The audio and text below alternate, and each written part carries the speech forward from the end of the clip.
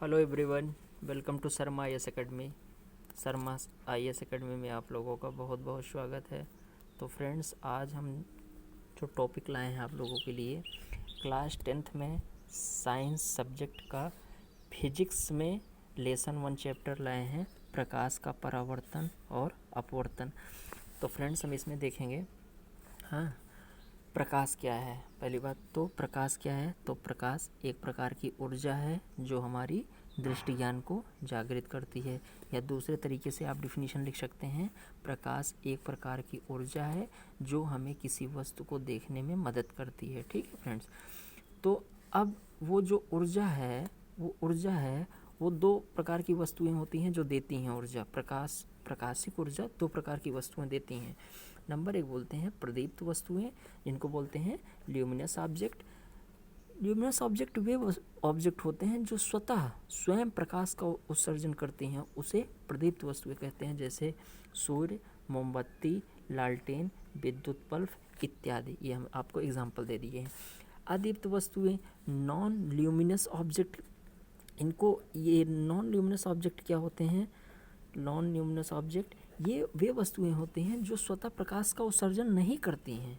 ये वे वस्तुएं होती हैं जो स्वतः प्रकाश का उत्सर्जन नहीं करती हैं, बल्कि प्रदीप्त वस्तुओं के आपातित होने के कारण दिखाई देती हैं।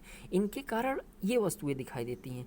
जैसे हम एग्जाम्पल की अगर बात की जाए, इसमें अगर एग्जाम्पल लें, है ना, तो इसमें चंद्रमा सूर्य के कारण दिखाई देती है फ्रेंड्स। तो चंद्रमा आपका, और दूसरा जैसे कुर्सी इन्हीं वस्तुओं के कारण दिखाई देती है ना। हाँ, और मेज, कुछ भी एक्स्ट्रा और जो कुछ भी आपको दिखाई देती है वो इन्हीं के कारण दिखाई देती है।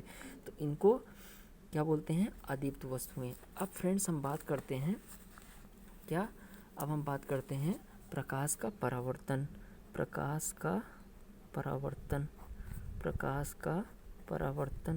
ठीक है, प्रकाश का परावर्तन ये क्या है?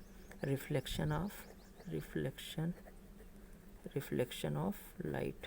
ठीक है, रिफ्लेक्शन ऑफ लाइट की बात करते हैं। तो प्रकाश का परावर्तन, इसको फिगर के माध्यम से हम समझते हैं।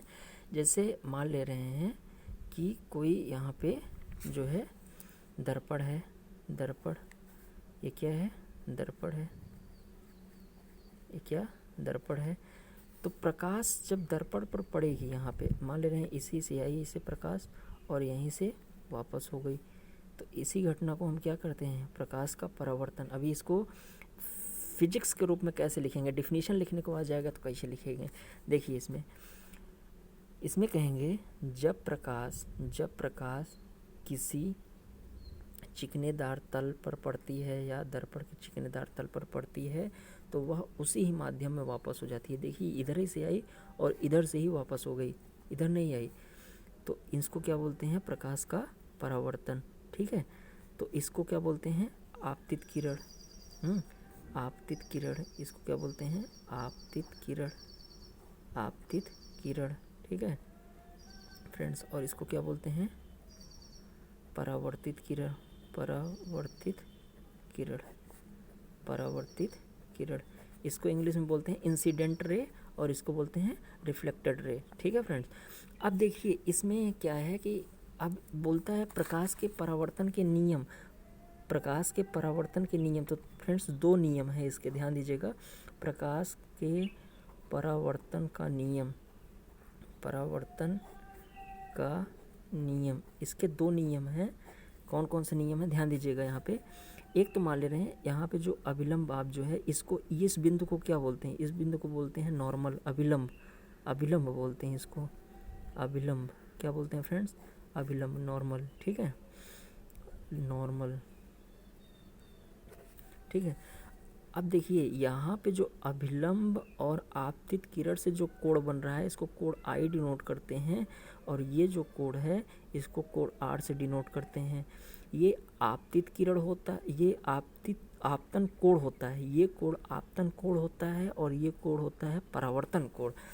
तो पहला नियम आपका आ जाएगा, प्रकाश के परावर्तन का पहला नियम हो जाएगा कि जो आपका आपतित किरण है, परावर्तित किरण है तथा आपतन बिंदु पर, ये आपतन बिंदु आपका होता है, ये क्या होता है, आपतन बिंदु। आपतन बिंदु, ये जो बिंदु होती है ये आपतन बिंदु, इसको बोलते हैं आपतन बिंदु। तो आपतन बिंदु, आपतित किरण तथा परावर्तित किरण, अभिलंब, तीनों एक ही तल में होते हैं। फिर से सुन लीजिए, आपतित किरण तथा परावर्तित किरण और अभिलंब तीनों एक ही बिंदु पर होते हैं। तो दूसरा नियम अब क्या आ जाएगा, दूसरा नियम हो जाएगा आपतन कोण परावर्तन कोण के बराबर होते हैं। कोण आई बराबर कोण आर। ठीक है फ्रेंड्स, तो ये हो गया आपका प्रकाश के परावर्तन का नियम। ठीक है, और प्रकाश का परावर्तन इसी को कहते हैं। अब जरा बात कर लेते हैं कि दर्पण क्या है। पहले दर्पण की बात कर लेते हैं यहाँ पे कि दर्पण क्या है। दर्पण, ठीक है, दर्पण, मिरर की बात कर लें, मिरर।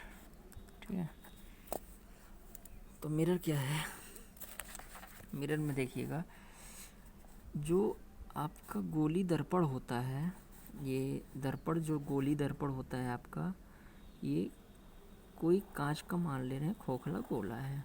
ठीक है, कांच का खोखला गोला है। अब इसको हम बीचों बीच ऐसे काट देते हैं, इसको ऐसे काट देते हैं। ठीक है फ्रेंड्स, जब काट देंगे इसको, तो अगर हम इसकी जो पेंटिंग है, पालिश अगर हम बाहर साइड से करेंगे, ऐसे कर देंगे, तो इसको एक दर्पण का प्रकार हो जाएगा जिसको बोलते हैं अवतल दर्पण। ध्यान दीजिएगा, जब काट देंगे आप बीचों बीच और इधर साइड अगर आप पेंट कर देंगे तो ये कुछ इस फॉर्म में निकल आएगा ना, ऐसे निकल आएगा, ऐसे पेंट कर देंगे इधर, तो इसको बोल देंगे अवतल दर्पण। क्या बोल देंगे, कॉनकेव मिरर, है ना, कॉनकेव मिरर। अगर हम शायद अंदर की तरफ से यहाँ से ऐसे पेंट कर दें, ऐसे पॉलिश कर दें, कलई कर दें, है ना, ऐसे, तो इसको बोल देते हैं, कुछ इस फॉर्म में कट करके आ जाएगा ऐसे, इसको बोलते हैं कॉन्वेक्स मिरर। क्या बोलते हैं, कॉन्वेक्स मिरर, उत्तल दर्पण। ठीक है, उत्तल दर्पण। ठीक है, इसको बोलते हैं उत्तल दर्पण। अब एक बात और कर लेते हैं इसमें कि पारदर्शक वस्तुएं कौन होती हैं, पारदर्शी की बात कर लें, और पारभासी और